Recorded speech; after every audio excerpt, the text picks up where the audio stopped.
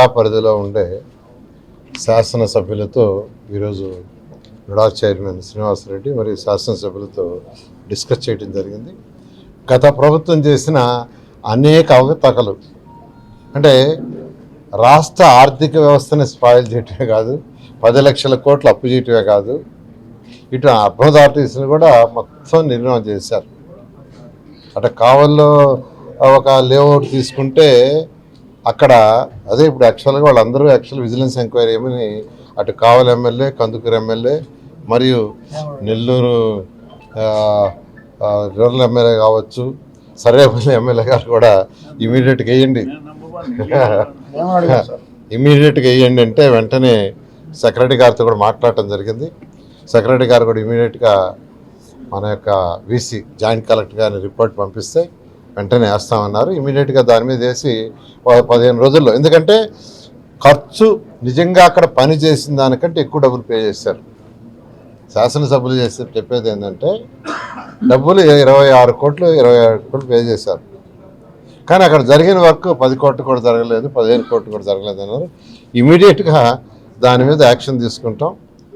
ఎందుకంటే గత ప్రభుత్వం రాష్ట్రంలో అన్ని దగ్గర ఇలాగే చేసింది, ప్రతి దగ్గర అదే విధంగా చేసింది.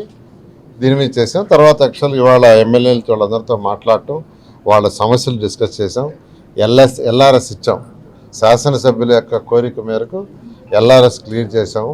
రాష్ట్రంలో ఉన్న వాళ్ళందరినీ కూడా రిక్వెస్ట్ చేసేదంటే ఆ ఎల్ఆర్ఎస్ డేట్ ప్రకారం కంప్లీట్ చేసుకోండి. చాలా రూల్స్ అండ్ రెగ్యులేషన్స్ ఈరోజు అర్బన్ అథారిటీ మున్సిపాలిటీలో చాలా రూల్స్ అండ్ రెగ్యులేషన్స్ లిబరలైజ్ చేసాం. సెట్ బ్యాక్స్ లిబరలైజ్ చేసాం, లేఅవుట్స్కి చేసాం, బిల్డింగ్స్కి చేసాం. భారతదేశంలో అన్ని రాష్ట్రాలకు అధికారులు పంపించాను.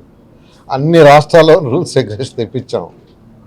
మన రాష్ట్రంలో ఉన్న అనేక బిల్డర్స్ అసోసియేషన్స్తో కూర్చొని డిస్కస్ చేసాం. అన్నీ చేసి సీఎం గారికి ప్రజెంట్ చేసాం. ఫైనల్గా సీఎం గారు ఏ రాష్ట్రంలో ఏదన్నా +1 దానికంటే బెటర్గా చేయాలని ఆదేశం ఇచ్చారు. దాని ప్రకారం చేసాం. నాలా కూడా యాక్చువల్గా తీసేసాం. నాలాగా కూడా పర్మిషన్ లేదు. మీరు 4% డబ్బులు కడితే ఇట్ ఈస్ డీమ్డ్. అట్లని అడ్డదిడ్డాలుగా చేస్తే కుదరదు. ఎందుకంటే ఏదైతే ప్రభుత్వ స్థలాలు కావచ్చు, అదేవిధంగా రివర్ కోర్స్ కావచ్చు, చెరువులు కావచ్చు, పార్కులు కావచ్చు, ప్రత్యేకంగా చంద్రమోహన్ రెడ్డి మీటింగ్లో కూర్చుంటే మీటింగ్ అయిన దాంట్లో సగం సేపు మాట్లాడింది ఏంటంటే ఒకటే, ఏదైతే 10% లేఅవుట్లో వదలాలో పిల్లలు ఆడుకోవడానికి కానీ లేదా ఏదైనా యాక్టివిటీస్ కానీ గ్రీన్ అండ్ బ్లూకి ఎవరు లేఅవుట్ వేసినా 10% వదలా. ఆ 10% విషయంలో మాత్రం చాలా మీరు నిక్కచ్చిగా ఉండాలా. ఇలాంటి పిల్లలు ఆడుకోవటానికి లేదు, పెద్దవాళ్ళు రిలాక్సేషన్ చేసుకోవటానికి లేదు అంటున్నారు. ఆ విషయంలో మాత్రం కఠినంగా ఉంటామని ఎవరైతే లేఅవుట్లు వేస్తున్నారో వాళ్ళందరికీ చెప్తున్నాం. ప్రజెంట్ లేఅవుట్లు వేసిన వాళ్ళు కూడా వాళ్ళు అక్కడ వదలకుంటే పక్కనైనా వదిలేసి ఇవ్వాలి. ఆ విధంగా దాని విషయంలో మాత్రం ఎటువంటి కాంప్రమైజ్ ఉండదు. నేను అందరికి క్లియర్గా చెప్తున్నాను. అదేవిధంగా మన కలెక్టర్ గారు, జేసీ గారు ఇలా అధికారులతో కూడా టోటల్గా డిస్కస్ చేసాం. ఎక్కడ ఎల్ఆర్ఎస్లో ఎక్కడ ఏ కాన్స్టిట్యున్సీలో డబ్బులు వస్తే ఆ కాన్స్టిట్యున్సీకే మా డెవలప్మెంట్కి వదిలేయండి అన్నారు. దానికే వదిలేస్తున్నాం. వాళ్ళు ఆ కాన్స్టిట్యున్సీలో వాళ్ళు వర్కులు చేయించుకుంటా ఉంటే వాళ్ళైనా చేయించుకోవచ్చు.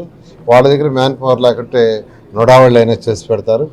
ఈ విధంగా ఈ యొక్క ఎల్ఆర్ఎస్లో వచ్చే డబ్బులు కానీ, టౌన్ ప్లానింగ్లో వచ్చే డబ్బులు కానీ ఏదైనా కాన్స్టిట్యున్సీస్, ముఖ్యమంత్రి గారు ఒకటే చెప్పారు, ఒక్క టౌన్లే కాదు పంచాయతీలు వాటిలో కూడా రూరల్ ఏరియా కూడా డెవలప్ కావాలి, ఇన్ఫ్రాస్ట్రక్చర్ రావాలని చెప్పారు. ఆ విధంగా అడుగులు వేస్తే ఈరోజు మున్సిపల్ శాఖ ముందుకు పోతుంది. Thank you sir. LRS okay, BRS ఏమన్నా ఆశ ఉంది? దాని మీద సీఎం గారితో డిస్కస్ చేస్తున్నాం, త్వరలో డెసిషన్ తీసుకుంటాం.